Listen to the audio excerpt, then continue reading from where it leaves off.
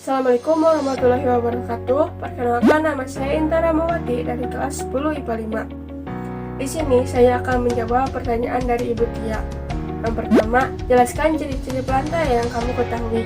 Ciri-ciri pelantai: 1. Merupakan organisme eukariotik. 2. Bersifat multiseluler atau banyak sel. 3. Memiliki dinding sel yang terdiri atas selulosa, hemiselulosa, dan pektin yang menyebabkan dinding sel tumbuhan bersifat kaku. 4. Memiliki kloroplas atau organisme fotosintetik. 5. Umumnya bersifat autotrof. 6. Menyimpan cadangan dalam bentuk pati. 2. Apakah yang kamu ketahui tentang biopita, pteropita, dan spermatopita? Biopita berasal dari kata bion yang artinya lumut, piton yang artinya tumbuhan, yang berarti biopita adalah tumbuhan lumut. Lumut atau biopita adalah sebuah divisi tumbuhan yang hidup di darat.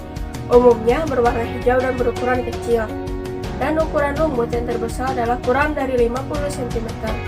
Lumut hidup di batu, kayu gelondongan, pepohonan, dan di tanah, di mana ia mempunyai karakteristik antara lain: pertama, eukariotik atau memiliki membran inti; kedua, multiseluler atau banyak sel; ketiga, tubuhnya ada beberapa yang masih talus dan ada yang sudah menyerupai kormus; keempat, memiliki rizoid untuk menempel pada substrat; kelima, menyerap air untuk mekanisme osmosis. 2. Pteridopita. Pteridopita atau tumbuhan paku adalah divisi dari gendong pelantai yang anggotanya memiliki akar, batang, dan daun sejati, serta memiliki pembuluh pengangkut. Pteridopita berasal dari pterid atau pteris yang berarti paku, dan paiton yang berarti tumbuhan, sehingga Pteridopita merupakan tumbuhan paku yang tergolong dalam tumbuhan kormus berspora, di mana tumbuhan ini menghasilkan spora dan memiliki susunan daun yang umumnya membentuk bangun sayap, yaitu pada pucuknya yang terdapat bulu-bulu. 3. Spermatopita. Tumbuhan berbiji atau spermatopita berasal dari kata sperma yang berarti biji, paiton yang berarti tumbuhan. Adalah kelompok tumbuhan yang memiliki ciri khas biji sebagai bagian yang berasal dari bakal biji. Di dalamnya terkandung calon individu baru, yaitu lembaga, di mana ia mempunyai karakteristik: 1.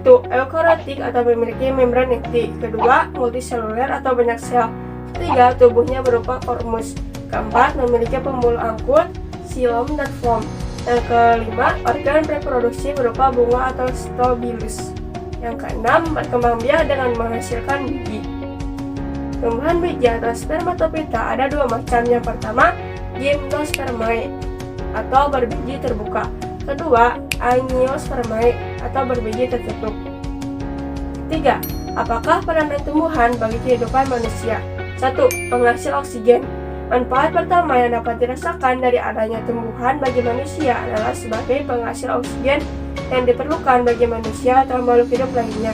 Selain itu, tumbuhan juga akan menyerap gas karbon dioksida di udara. 2. Sumber makanan. Tumbuhan memang memiliki salah satu manfaat sebagai sumber makanan bagi manusia, mulai dari batang, daun, akar, bunga, hingga buahnya dapat dikonsumsi oleh manusia sebagai sumber makanan atau minuman. 3. Mengendalikan suhu. Tumbuhan dapat mengendalikan suhu di suatu daerah atau wilayah tertentu. Manfaat tumbuhan yang berada di pinggir jalan itu dapat berfungsi mengendalikan suhu hingga menetralkan lingkungan tersebut. 4. Mengurangi polusi udara. Manfaat tumbuhan bagi manusia dan makhluk hidup lainnya adalah dapat mengurangi adanya polusi udara. 5. Sumber obat-obatan herbal. Beberapa tumbuhan herbal memiliki kandungan senyawa dan zat-zat bernutrisi sehingga dapat melawan virus dan bakteri yang ada di dalam tubuh.